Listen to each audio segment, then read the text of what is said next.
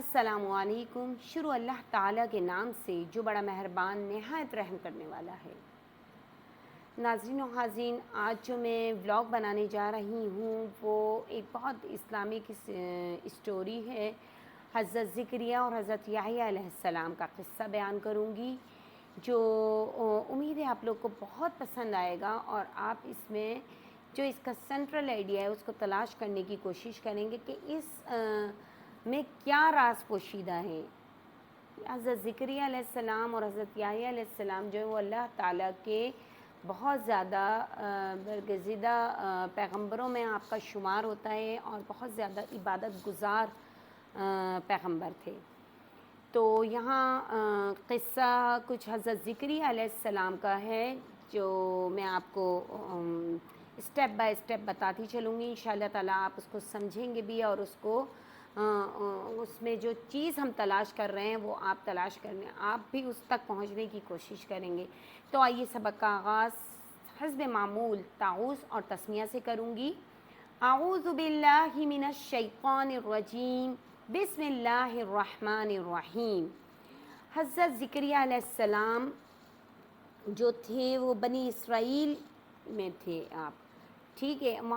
جب وہاں کے مسلمانوں کا ایمان دن بدن کمزور ہوتا جا رہا تھا، اور وہ توریت کی جو کتاب توریت تھی اس کی تعلیمات سے ہٹ رہے تھے، تو لیکن جن لوگوں نے توریت کی تعلیمات کو مضبوطی سے تھامے رکھا ہوا تھا وہ اس پر کاربند بھی تھے۔ لیکن مایوسی کے اس زمانے میں اللہ تعالیٰ نے حضرت زکریا علیہ السلام کو بھیجا۔ آپ علیہ السلام نے لوگوں کو اللہ کی عبادت کی طرف بلانا شروع کیا کہ ایک اللہ کی عبادت کرو اور اس کے ساتھ کسی کو شریک نہ ٹھہراؤ۔ آپ علیہ السلام لوگوں کو توریت کی تعلیمات یاد دلاتے تو توریت کی آیتیں انہیں پڑھ کر سناتے تھے۔ آپ علیہ السلام بے حد متقی اور پرہیزگار تھے، اپنے ہاتھ سے کما کر کھاتے تھے۔ آپ علیہ السلام بڑھئی کا کام کرتے تھے، بڑھئی مطلب لکڑی بنانے والے جو ہوتے ہیں اس کو بولتے ہیں، تو آپ علیہ السلام اس کا کام کرتے تھے۔ تو یہاں میں بات بتاتی چلوں کہ حضرت عمران علیہ السلام جو تھے وہ حضرت زکریا علیہ السلام کا ایک بہت گہرا دوست تھا، جو بہت بے حد نیک اور عبادت گزار تھا۔ اس کی نیکی اور عبادت کے چرچے جگہ جگہ مشہور تھے، اور ان کا نام تھا عمران۔ ان کی شادی حضرت زکریا کی بیوی کی، حضرت زکریا علیہ السلام کی جو زوجہ تھی ان کی دوسری بہن سے ہوئی تھی۔ وہ خود بھی نیک اور بہت عبادت کرنے والی خاتون تھیں۔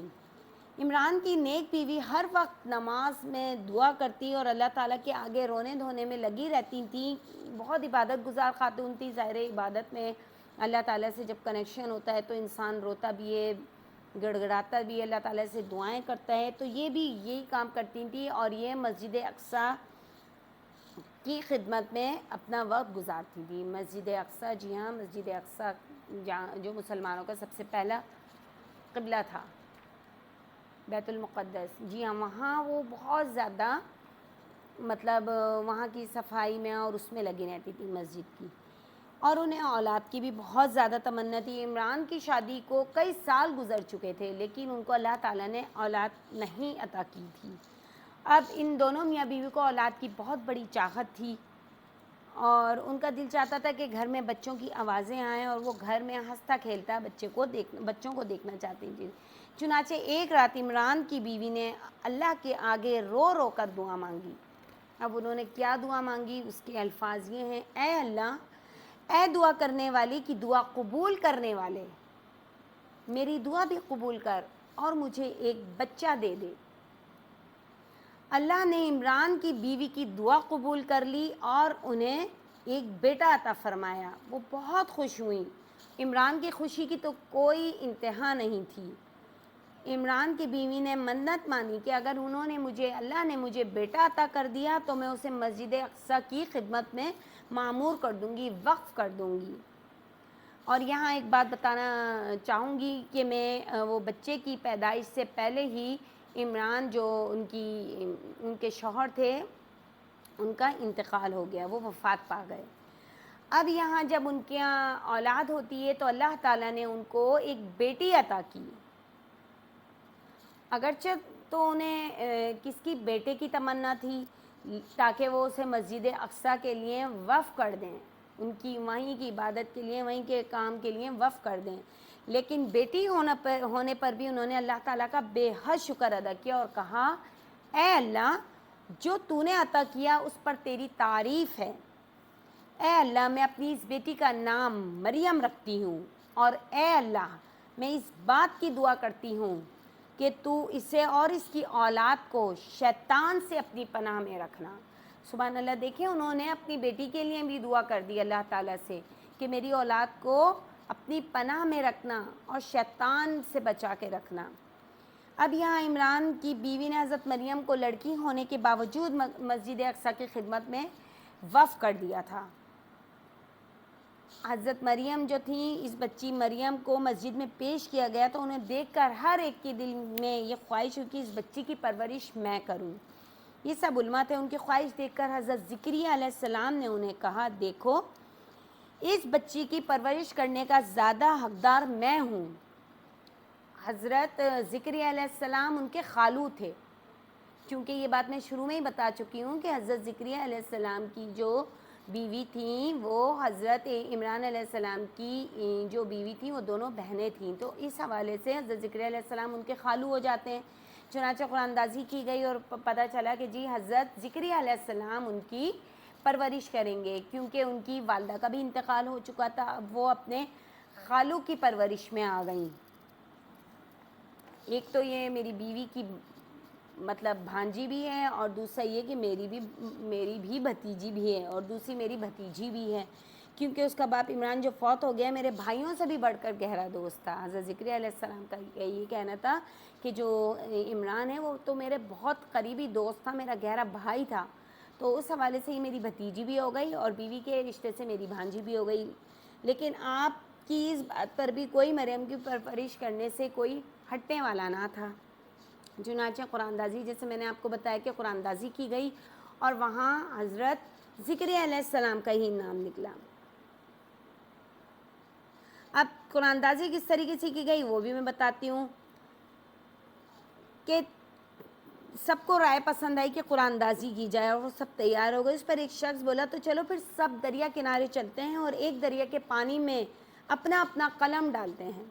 اب جس شخص کا قلم دریا کے بہاؤ کی مخالف سمت چل پڑا یہ اس بات کی نشانی ہوگی کہ اسے اللہ نے چن لیا ہے اور وہ اس بات کا مستحق ہوگا کہ وہ مریم کی پرورش کرے، اس کی کفالت کرے۔ حضرت زکریا کا قلم الٹا چل پڑا، یہاں حضرت زکریا علیہ السلام بھی اپنا قلم لے کے پہنچے دریا پر، قلموں کو پانی میں ڈالا، اللہ کی شان سب قلم دریا کے رخ پر بہنے لگے، صرف حضرت زکریا علیہ السلام کا قلم دریا کے بہاؤ کے مخالف چلا۔ یہ دیکھ کر سب نے فیصلہ سنا دیا کہ مریم کی کفالت حضرت زکریا علیہ السلام کریں گے اور وہ ان کے خالو بھی ہیں۔ اب کیا ہوا، حضرت مریم علیہ السلام حضرت زکریا علیہ السلام کی زیر کفالت آ گئیں اور وہ آپ آتے جاتے رہتے اور حضرت مریم کو دیکھتے رہتے اور حضرت مریم سے وہ بے انتہا محبت کرتے اور ان کی حفاظت کرتے، ان سے پیار کرتے۔ اب حضرت مریم علیہ السلام جب بڑی ہوئیں تو آپ علیہ السلام نے کنہوں نے حضرت زکریا علیہ السلام نے عبادت کے لیے ان کا ایک خاص کمرہ بنا دیا، کیونکہ آپ شروع سے ہی عبادت گزار بچی تھیں، بہت زیادہ اللہ تعالیٰ کی نیک برگزیدہ ہستی تھیں، اللہ تعالیٰ کی بہت عبادت کرتی رہتی تھیں، تو آپ کے لیے ایک کمرہ مختص کر دیا گیا ہے جس کو حجرہ کہتے ہیں۔ مریم علیہ السلام جو ہیں وہ دن بھر اس کمرے میں رہتی، اللہ کے آگے سجدے کرتی رہتی ہیں، اللہ کی پاکی بیان کرتی ہیں اور سوائے کسی ضروری کام کے اس کمرے سے باہر نہیں نکلتی تھیں۔ ایک مرتبہ عجیب بات دیکھنے میں آئی، وہ کیا کہ جب حضرت زکریا علیہ السلام آپ کے کمرے کے سامنے سے گزرے تو آپ نے کیا دیکھا کہ حضرت مریم علیہ السلام کے قریب پھل رکھے ہوئے ہیں اور وہ بے موسم کے پھل ہیں، جیسے آم کا سیزن نہیں ہے آم رکھے ہوئے ہیں، انگور کا سیزن نہیں ہے انگور رکھے ہوئے ہیں، یعنی گرمی میں سردی کے اور سردی میں گرمی کے پھل تھے۔ آپ علیہ السلام یہ دیکھ کر بہت زیادہ حیران ہوئے اور سوچتے کہ یہ کیا ماجرا ہے۔ بالآخر ایک دن آپ نے پوچھ ہی لیا کس سے، حضرت مریم علیہ السلام سے، کہ اے مریم تمہیں یہ پھل کون دیتا ہے؟ تو حضرت مریم علیہ السلام نے فوراً جواب دیا یہ اللہ کا رزق ہے اور اللہ جسے چاہے بے حساب رزق عطا کرتا ہے۔ یہ دیکھیے سورہ آل عمران تلک الرسل تیسرا پارہ ہے، سورہ آل عمران ہے اور آیت نمبر 36 ہے۔ یہاں میں یہ عربی میں بھی بتانا چاہوں گی کیونکہ یہ پرسنلی مجھے بھی یہ آیات بہت زیادہ پسند ہیں کہ فَتَقَبَّلَهَا رَبُّهَا بِقَبُولٍ حَسَنٍ وَأَنبَتَهَا نَبَاتًا حَسَنًا وَكَفَّلَهَا زَكَرِيَّا كُلَّمَا دَخَلَ عَلَيْهَا زَكَرِيَّا الْمِحْرَابَ وَجَدَ عِندَهَا رِزْقًا قَالَ يَا مَرْيَمُ أَنَّىٰ لَكِ هَٰذَا قالت ہوا من عند اللہ، جو میں نے ابھی ذکر کیا ہے کہ یہ اللہ کی طرف سے ہے۔ ان اللہ یرزق من یشاء بغیر حساب۔ اس کا ترجمہ دیکھیں کتنا حسین و جمیل اس کا ترجمہ ہے۔ تو پروردگار نے اس کی پسندیدگی کے ساتھ قبول فرمایا اور اسے اچھی طرح پرورش کیا اور زکریا علیہ السلام کو اس کا متکفل بنا دیا۔ زکریا جب کبھی عبادت گاہ میں اس کے پاس جاتے تو اس کے پاس کھانا پاتے۔ یہ کیفیت دیکھ کر ایک دن آپ نے مریم سے پوچھا، یہ مریم تمہارے پاس کھانا کہاں سے آیا ہے؟ وہ بولی کہ اللہ کے ہاں سے آتا ہے۔ بے شک اللہ تعالیٰ جسے چاہے بے شمار رزق عطا کرتا ہے۔ جس پر حضرت زکریا علیہ السلام نے اب کیا کیا؟ حضرت زکریا علیہ السلام بے اولاد تھے، وہ بوڑھے ہو چکے تھے اور ان کی بیوی بھی 5 تھیں، تو انہیں اولاد کی کوئی وہی نہیں تھی کہ اولاد ہوگی ان کی بیوی سے، چنانچہ وہ بہت مایوس ہو چکے تھے۔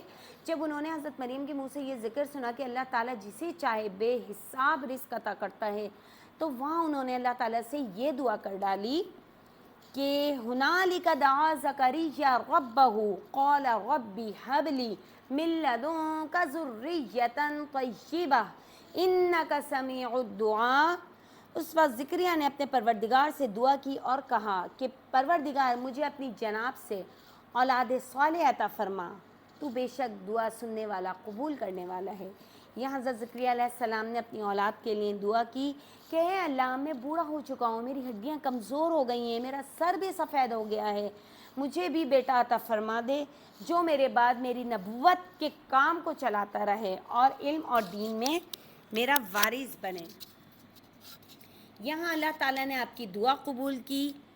آپ دعا مانگ کر ہٹے ہی تھے کہ فرشتے آ کر کہنے لگے، سبحان اللہ، فرشتوں نے کیا کہا؟ اے زکریا، اللہ نے آپ کی دعا سن لی اور وہ آپ کو بیٹا عطا کرے گا جس کا نام یحییٰ ہوگا۔ سبحان اللہ، حضرت یحییٰ علیہ السلام کا نام بھی اللہ تعالیٰ نے خود چوز کیا تھا، اور یہ نام روئے عرش پہ پہلے کسی کا نہیں تھا، جو اللہ تعالیٰ نے پسند کیا تھا حضرت زکریا علیہ السلام کے بیٹے کے لیے۔ وہ مومن، نیک اور پیغمبر ہوگا، قوم کا سردار بھی ہوگا اور گناہوں سے دور رہے گا۔ سبحان اللہ۔ فرشتوں کا جواب، یہ خوشخبری سن کر حضرت زکریا نے فوراً کہا، لیکن میرے ہاں بیٹا کیسے ہو سکتا ہے؟ میں بوڑھا ہوں اور میری بیوی بانجھ ہے۔ فرشتوں نے جواب دیا، اللہ کے لیے یہ سب آسان ہے، اسے ہر بات پر قدرت ہے۔ سبحان اللہ۔ یہاں اللہ تعالیٰ نے فرشتوں سے کہہ دیا کہ میں ان اللہ علی کل شیء قدیر، بے شک اللہ تعالیٰ ہر چیز پر قادر ہے۔ اب کیا ہے، 3 دن تک ان کو کیا بتایا گیا ہے کہ اب دیکھیں، آپ علیہ السلام یہ سن کر بہت زیادہ خوش ہوئے اور فرشتوں سے پوچھا کہ میری بیوی کے حاملہ ہونے کی کیا نشانی ہوگی؟ فرشتوں نے کہا، آپ 3 دن تک قدرت کے باوجود لوگوں سے بات نہ کر سکیں گے۔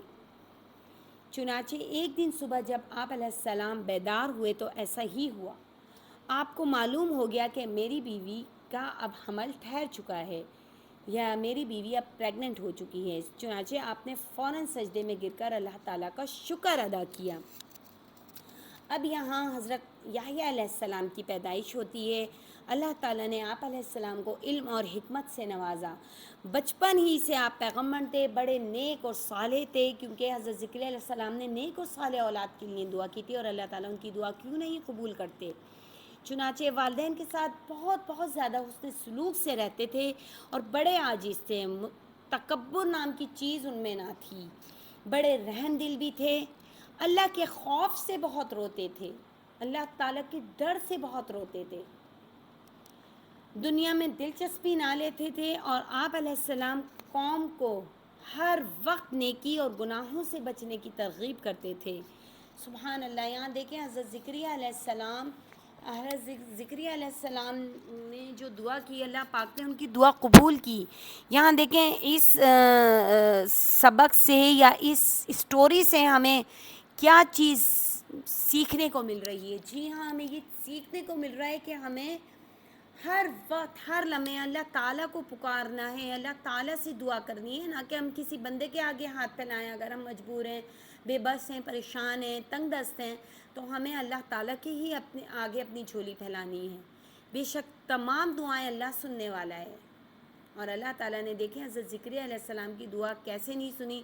100 سال کے ہو چکے تھے، ان کی بوڑھے ہو چکے تھے، ان کی ہڈیاں کمزور ہو گئی تھیں، ان کی بیوی بانج تھی، لیکن اللہ پاک نے ان کو اولاد کی خوشخبری دی حضرت یحییٰ علیہ السلام کی شکل میں. اور اللہ پاک نے ان کو حضرت یحییٰ جیسے ایک نیک اور خوبصورت کے ساتھ ساتھ خوبصورت ان کو ایک بیٹا عطا کیا. سبحان اللہ. یہاں دیکھیں بہت ساری چیزیں دیکھنے کو ملیں اور سننے کو ملیں اور پڑھنے کو ملیں ہمیں یہاں، کہ ہمیں ہر لمحے اللہ تعالیٰ کا شکر ادا کرنا ہے، اور جو چیز کے لیے ہم پریشان ہیں وہ اللہ سے ہی طلب کرنی ہے. بے شک اللہ تعالیٰ ہمیں نوازتا ہے، ہمیں عطا کرتا ہے.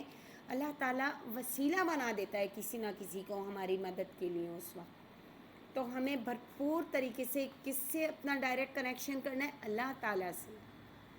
نہ کہ ہمیں بندے سے کوئی واسطہ رکھنا ہے، نہ بندے سے کسی چیز کی امید رکھنی ہے، جو آج کل ہم رکھتے ہیں.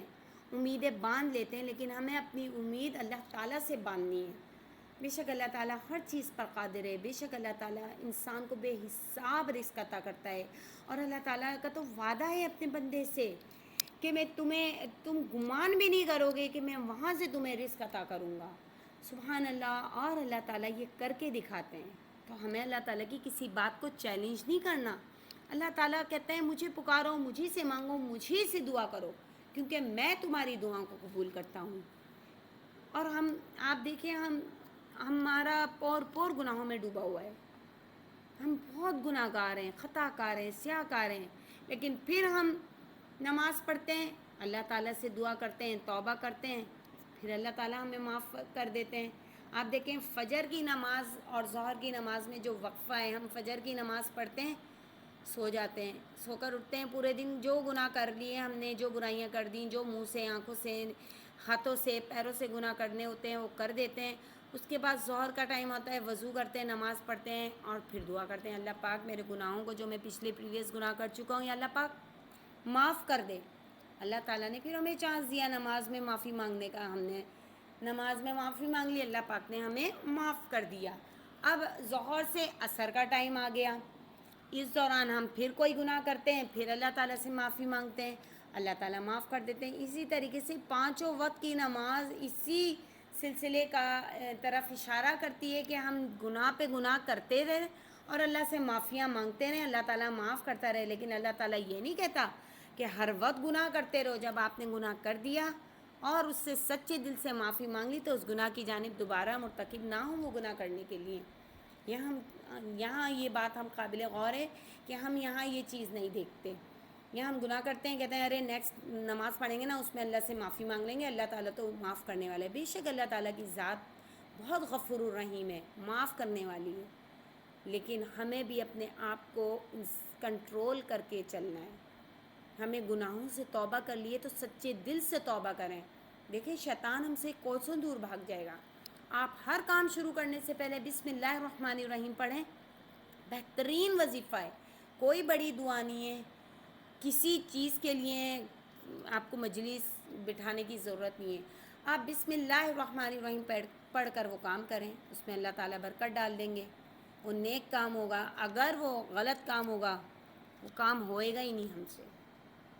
کیوں؟ ہم نے اس میں شروع میں ہی پڑھ لیا اعوذ باللہ من الشیطان الرجیم بسم اللہ الرحمن الرحیم. شروع کرتی ہوں میں اللہ تعالیٰ کے نام سے جو بڑا مہربان نہایت رحم کرنے والا ہے. اور اللہ سے پناہ مانگتے ہیں شیطان مردود سے بچنے کی. تو یہاں دیکھیں یہاں ہر چیز کانسیپٹ اللہ تعالیٰ کے لیے، ہر چیز کھلی کتاب ہے. دیکھیں ہر کانسیپٹ کھلا ہوا ہے یہاں. ہر چیز اور روز روشن کی طرح ہم پر واضح ہے، لیکن ہم پھر بھی اس طرف نہیں جاتے. تو یہ اسٹوری بہت بہت خوبصورت اسٹوری ہے قرآن کی، اور اسے ہمیں اپنی زندگی میں شامل کرنا چاہیے. اس کا جو سینٹرل آئیڈیا، اس کا جو مرکزی خیال ہے، جو اس پوری اسٹوری کا نچوڑ، وہ یہی ہے کہ ہمیں ہر لمحے اللہ کو پکارنا ہے. بے شک اللہ تعالیٰ ہماری ہر دعا کو قبول کرتا ہے، اور جو دعا یہاں قبول نہیں ہوتی تو وہ آخرت کے لیے اٹھا دی جاتی ہے، اور وہاں وہ دعا ہمارے لیے بہترین ثابت ہوتی ہے. ہم یہ مت سمجھیں گے ہم نے یہ دعا مانگی ہے، یہاں تو یہ دعا قبول ہی نہیں ہوئی ہے تو اللہ تعالیٰ تو ہماری دعا کو قبول نہیں کر رہے. ایسی بات نہیں ہے. یہ دعا اگر ہماری زندگی میں یہاں دنیا میں رہتے ہوئے قبول نہیں کی اللہ نے، تو اس میں مصلحت تھی. وہ اللہ تعالیٰ نے آخرت کے لیے کسی اچھے پھل کے طور پہ ہمیں پیش کرنے کے لیے اٹھا کے رکھ دیے، وہ وہاں کام آئے گی.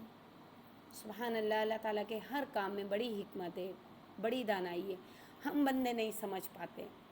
اللہ تعالیٰ ہمیں قرآن پاک پر عمل کرنے کی، اس کو تجوید کے ساتھ پڑھنے کی، اس کو رموز و اوقاف کے ساتھ پڑھنے کی، اور اس پر عمل کرنے کی، اس کا ترجمہ اور تفسیر پڑھنے کی توفیق عطا فرمائے.